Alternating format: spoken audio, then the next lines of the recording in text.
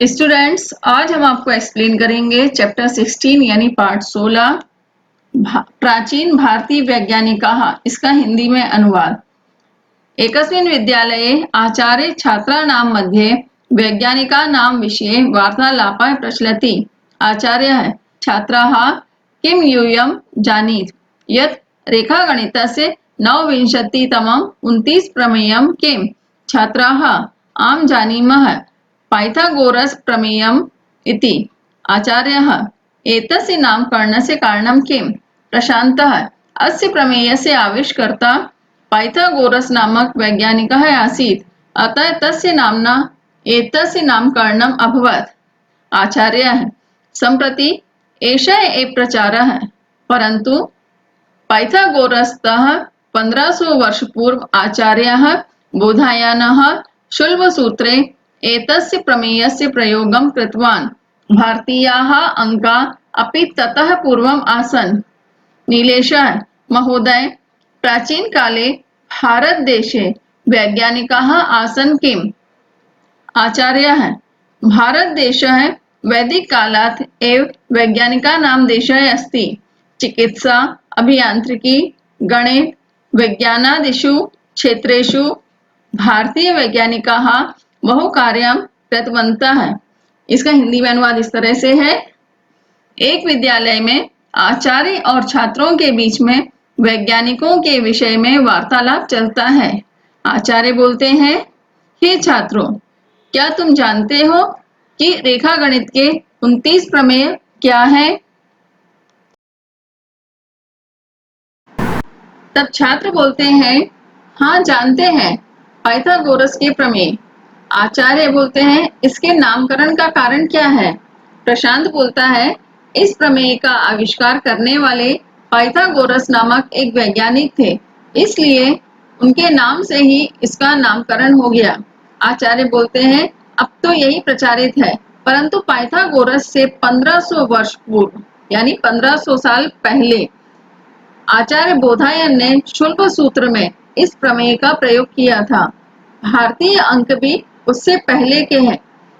नीलेश बोलता है, महोदय, प्राचीन काल में भारत देश में क्या वैज्ञानिक थे?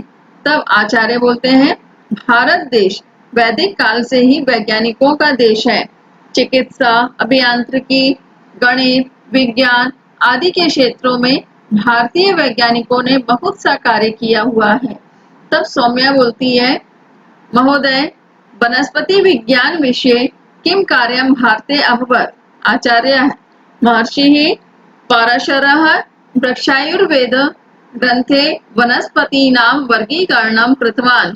वृक्षेषु प्रकाश निस्सारण क्रियायाः प्रकाश संश्लेषणं, पर्णस्य अवान्तर भागानां प्लाज्मा इत्यादीनाम् अपि वर्णनं पराशरः कृतवान्।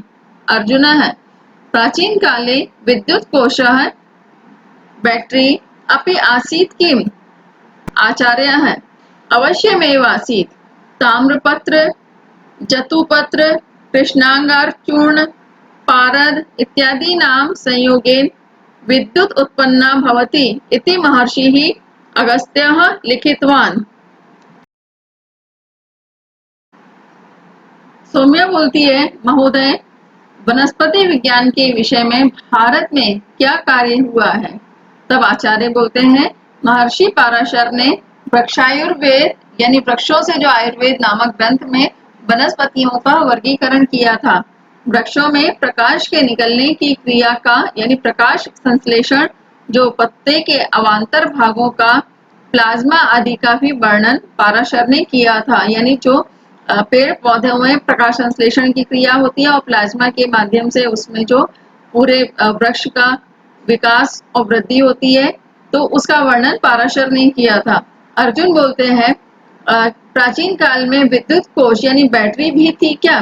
तब आचार्य बोलते हैं, अवश्य ही थी, क्योंकि ताम्रपत्र, जतुपत्र, कृष्णांगार चूर्ण, पारद आदि के संयोग से विद्युत उत्पन्न होती है। महर्षि अगस्त्य ने लिखा था। तब केशव बोलते हैं, केशव महोदय, वदतु कृपया अस्माकं भारते गणित विषये अन्यत् किं प्रमुखं कार्यम् अभवत्?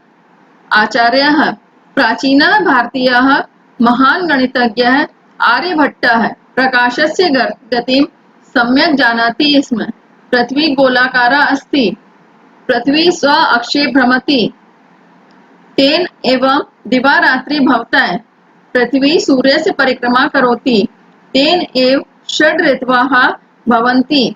सप्ताहे दिनानां क्रमः, प्रकाशस्य गतिः, कालगणना, खगोलविज्ञानं, त्रिकोणमितिः इत्यादिषु क्षेत्रेषु आचार्यः आर्यभट्टः बहुकार्यं कृतवान्। केशव बोलता है, महोदय कृपया करके बताइए, हमारे भारतवर्ष में गणित विषय में अन्य कौन सा प्रमुख कार्य हुआ है। आचार्य बोलते हैं, प्राचीन भारतीय महान गणितज्ञ आर्यभट्ट प्रकाश की गति को ठीक तरह से जानते थे। पृथ्वी गोल आकार की है, पृथ्वी अपने अक्ष पर यानी अपनी धुरी पर ही घूमती है, उसी के कारण से दिन और रात होते हैं। पृथ्वी सूर्य की परिक्रमा करती है, उसी के कारण से 6 ऋतुएं होती हैं। सप्ताह में दिनों का क्रम, प्रकाश की गति, काल गणना, खगोल विज्ञान, त्रिकोणमिति इत्यादि के क्षेत्र में आचार्य भट्ट ने बहुत सा कार्य किया था। आदित्य आचार्य भास्करः अपि गणित विषये कार्य कृतवान् किम्। शालिनी महोदय चिकित्सा क्षेत्रे अस्माकं पूर्वजानां ज्ञानं कीदृशम् आसीत्। आचार्यः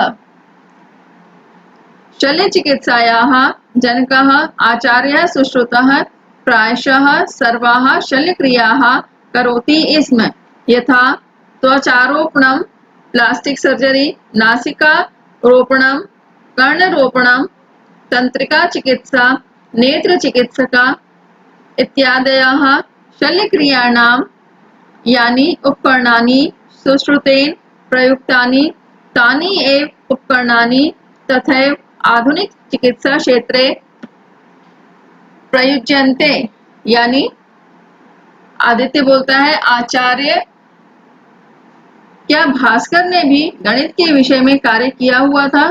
तब आचार्य बोलते हैं, हाँ, गुरुत्वाकर्षण सिद्धांत को पाई, इसमें जो साइन दिया है, जो चिन्ह दिया गया है, पाई का बनता है। तो पाई नामक गणित के चिन्ह का मान, त्रैराशिक नियम आदि को भास्कराचार्य ने ही प्रतिपादित किया है। शालिनी महोदय चिकित्सा के क्षेत्र में हमारे पूर्वजों का ज्ञान कैसा था। तब आचार्य बोलते हैं, शल्य चिकित्सा के जनक यानी शल्य चिकित्सा ऑपरेशन पद्धति जो है सीजर वाली, उसको जन्म देने वाले आचार्य सुश्रुत प्राय सभी प्रकार की शल्य क्रिया किया करते थे, जैसे त्वचारोपण यानी प्लास्टिक सर्जरी, नासिकारोपण, कर्णरोपण, तंत्रिका चिकित्सा, नेत्र चिकित्सा इत्यादि। शल्य क्रिया में जिन उपकरणों यानी जिन औजारों का सामानों का प्रयोग सुश्रुत ने किया, उन्हीं उपकरणों को उसी तरह आधुनिक चिकित्सा के क्षेत्र में प्रयोग किया जाता है। मोहितः आचार्य चरकः अपि भैषजर सायनां ज्वाला परीक्षणं वनस्पति आधारितां च चिकित्सा पद्धतिं निर्दिष्टवान्। गरिमा महोदय प्राचीन भारतीय वैज्ञानिकानां नामानि तेषाम् आविष्कारः च विस्तरेण कुत्र लभ्यन्ते। आचार्यः भारतस्य वैज्ञानिक परंपरा सुदीर्घा अस्ति, तस्याः परिचयः संस्कृतस्य प्राचीन ग्रंथेषु प्राप्यते। अनुवाद यानी मोहित बोलता है, आचार्य चरक ने भी भेषज रसायन को, ज्वाला परीक्षण को और वनस्पति पर आधारित चिकित्सा पद्धति को निर्दिष्ट किया। गरिमा महोदय प्राचीन भारतीय वैज्ञानिकों के नाम तथा उनके आविष्कार विस्तार से कहाँ प्राप्त किए जा सकते हैं। तब आचार्य बोलते हैं, भारतवर्ष की वैज्ञानिक परंपरा बहुत ही दीर्घ है और उसका परिचय संस्कृत के प्राचीन ग्रंथों में प्राप्त होता है।